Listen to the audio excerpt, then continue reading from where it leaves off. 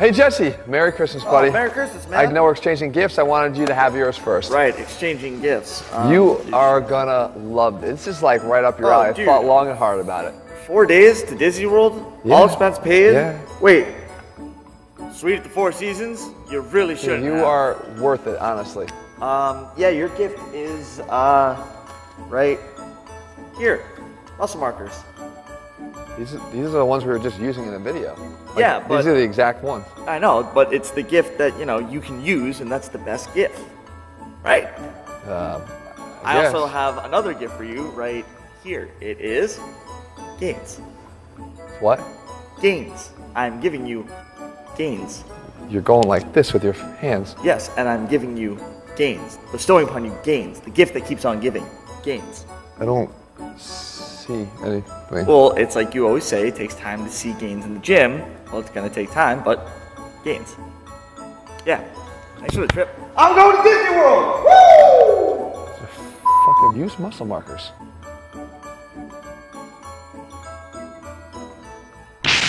What's up guys, Jeff Cavalier, ATHLEAN-X.com. So you want those arms to grow and you want it to happen fast, like that fast? We're gonna work on that. Maybe not that fast, but the thing is, if you do the 5 things I show you here in this video, by the way, Jesse, 4 seasons. I get this. You get the 4 seasons, I get this. I'm gonna show you 5 things that's gonna help you to build arms much faster, both your biceps and your triceps, if you do exactly what I'm gonna show you, right? So we're gonna break it down one by one, covering each of the 5 essentials to make sure that you see those gains a lot quicker. All right, so the first thing that you need to do is you need to kind of change up your mindset when it comes to training. And like it or not, you're gonna have to add in an arm day. Now I know you're thinking, arm day is a thing of the past. We don't do that anymore, Jeff. Bro science says that that's something that we don't do. As a matter of fact, if you want to see gains fast, and that's the key word to this video, arm day better become part of your equation again. Let me break it down for you.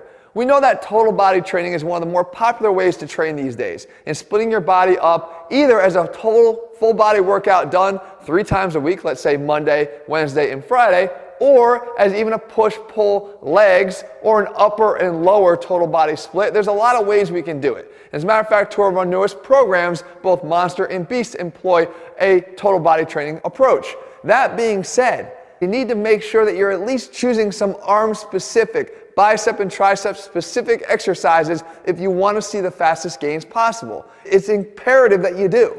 Because we oftentimes in our total body training will focus mostly on the compound lifts like a bench press, like a row, like a squat, like an underhand row, like a chin up, things that are actually going to, of course, help and assist the biceps to grow or assist the triceps to grow, but not as direct arm exercises. And for you to see the best arm gains possible, again, the fastest, you're going to want to make sure you're adding a few of these exercises to the end of those workouts. But most effectively, I think the best way to do this is just to add an arm day to the end of your training week. If you're training Monday, Wednesday, and Friday, come back on Saturday or even Sunday if you need an extra day of recovery and train your arms directly. Now we're going to get into the specifics of that day because it doesn't have to be that redundant or long or excessive. If you choose the right exercises, you're going to be able to do it a lot quicker than you thought.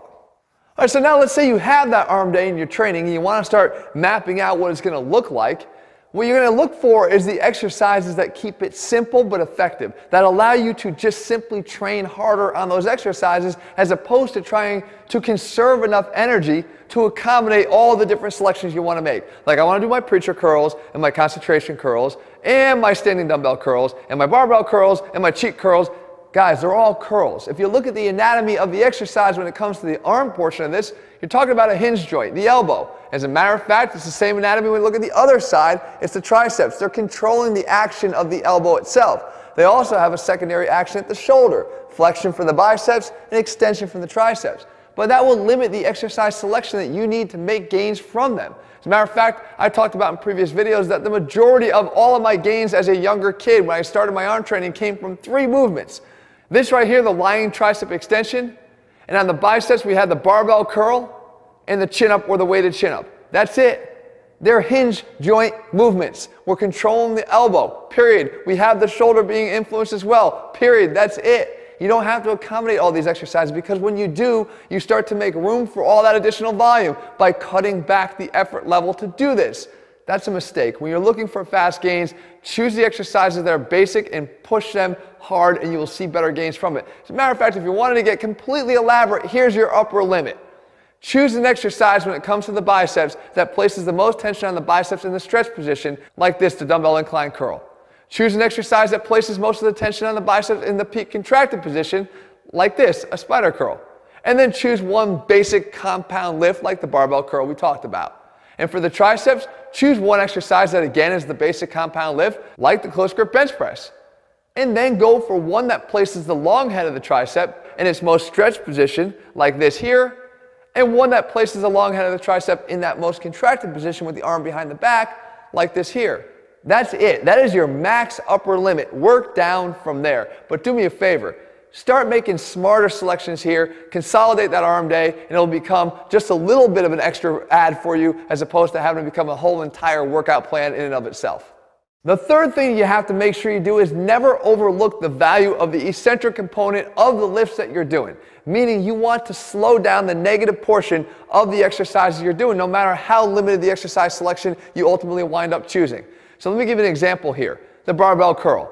Don't just simply drop the weight. We talk about it all the time, but when it comes to arm exercises, you are being forgiven more here than any other lift you could possibly do. Because when you look at the consequences of what's going to happen when you fail during an eccentric, if you push it past concentric failure into eccentric failure, the consequences are that the bar is going to be dropping to the floor.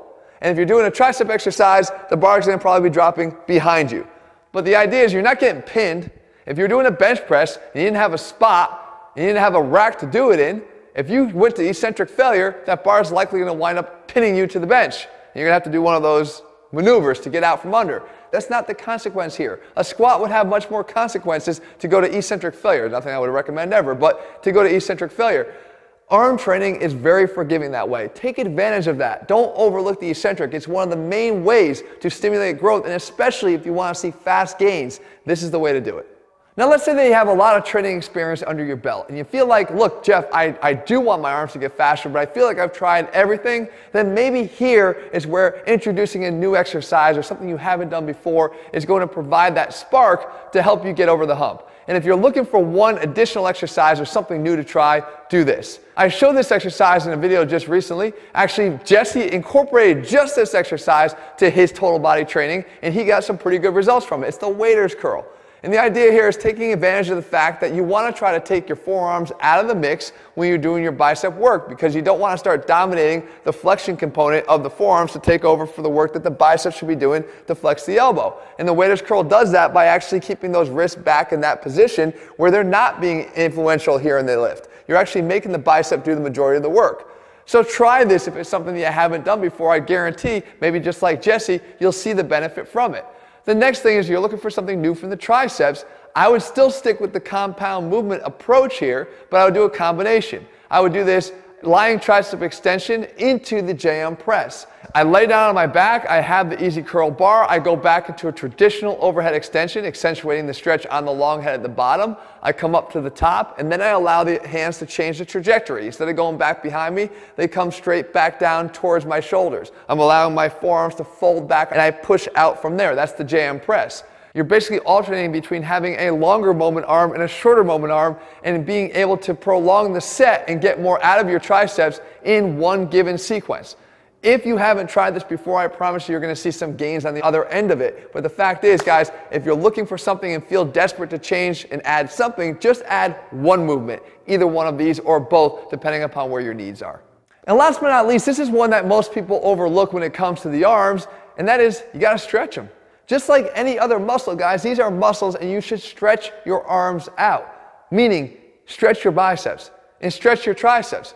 I've actually dedicated 2 complete videos to show you how to do this to your biceps and how to do this to your triceps the right way. And I'm going to link them both for you here at the end of the video. But the idea is, if you have tightnesses in other muscles of your body, what makes you think that you're not going to have tightnesses here? And when you do, it's not only going to alter the biomechanics of the joints that these muscles cross, that's going to also be influential to some of the other areas of your training, probably detrimental to the other areas of your training. So stretch them out. Take those biceps and get them more range of motion so that when you go back to the exercises you perform, you're going to get more from them. You're going to do more work simply because you're covering more ground. It's not always that we stop the curl here because we're trying to cheat the range of motion. It could be that we're too damn tight and we never stretch our biceps out. Start doing it, and it's best done, guys, when you're done with your training, most optimally at the end of the day that you actually train them. So if you have an arm day, you do it at the end of that day to reestablish the proper length of the muscle and then take that into the next training session with you guys. I promise you, this and the combination of the other things I share with you are going to deliver every single time. So there you go, guys. Faster arm gains are on their way to you, almost as if I went like that.